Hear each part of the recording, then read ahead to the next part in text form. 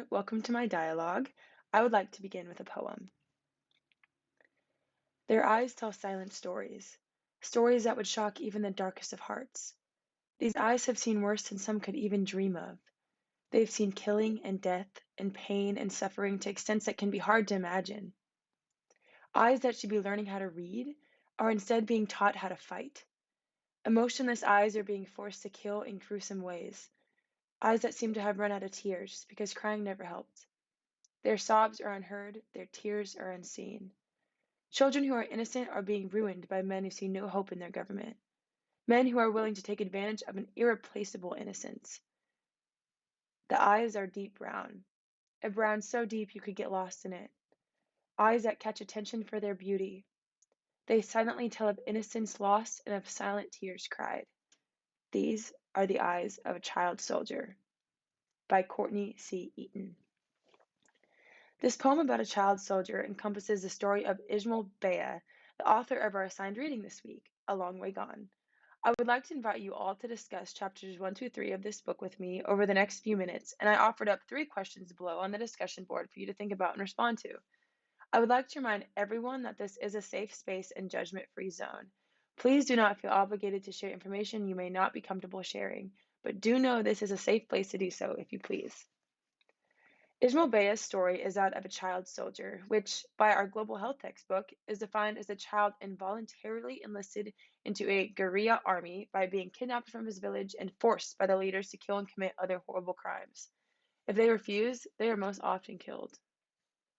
Chapter 1, Ismail starts his story by recalling the time he watched families of refugees pass through his hometown after they had been booted out of their own homes due to the war.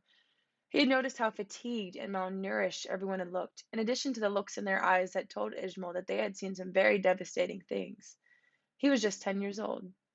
Then, fast forward to age 13, in January 1993, Ismail told of his journey to Machujong, a town 16 miles away from his hometown of Magwimo, with his older brother Junior and friend Tayoy, I hope I'm pronouncing that right, where they were going to rap and dance at a talent show. Deciding to walk the distance to Machujong, Ismail and the other boys stopped to eat at their grandma's in Kabadi, a town along the way. When they finally reached Machujong, the boys met up with some old friends with whom they spent the night with. The next day, it was announced that the rebels had attacked Mangwimo, causing people to run for their lives in all different directions. Panicked, Ismail Jr. and Tayoy decided to head back to Majwimo to see if they could find their families. When they reached Kabadi, they found it deserted. As Ismail and the boy sat on his grandmother's porch deciding what to do next, horrors began to unfold. A Volkswagen pulled up, where Ismail saw a couple in the front seat get out and fall to the ground, bleeding and vomiting.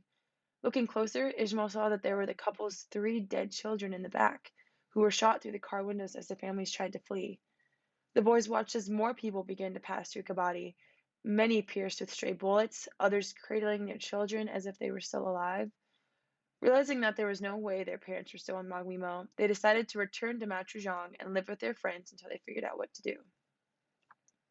Chapter 2 is a brief chapter where the adult Ismail, now living in New York City, is awoken from a dream where he is back to being a child soldier in Sierra Leone.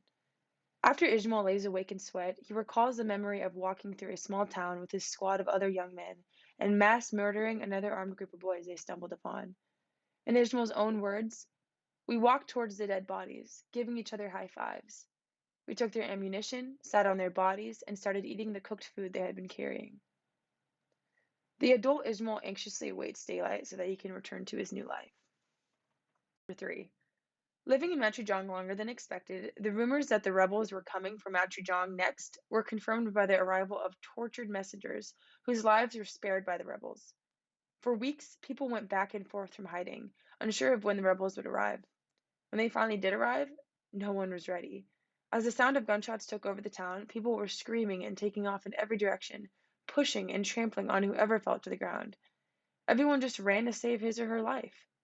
Junior, Tayoy, and Ismail, along with their Machujong friends, Kalalu, Gibralea, and Kaloko, fled together to the only escape route left, which was crossing a muddy swamp that was swallowing up civilians. Once they made it across and into a clearing, they dodged rocket-propelled grenades, machine guns, AK-47s, among other weapons, knowing that if they didn't, they would be recruited and branded with the Rebels logo. They ran for an hour without stopping, managing to escape the bullets of the rebels. And that is all I have for you. Thank you so much for listening and enjoy responding to the posted questions.